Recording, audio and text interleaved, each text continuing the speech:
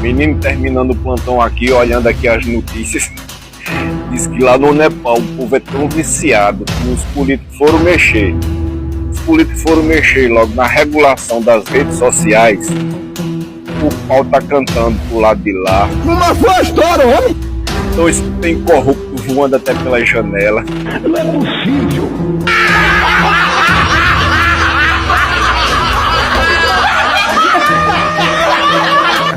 Tem prédio sendo queimado. Só porque mexeram nas mídias sociais do povo. E o pessoal já tá abusado, tá aperreado com tanta corrupção. Um recado pros ditadores tupiniquins. Olha, o pau tá cantando lá no Nepal. Cuida. Vamos se redimir logo antes que é tempo.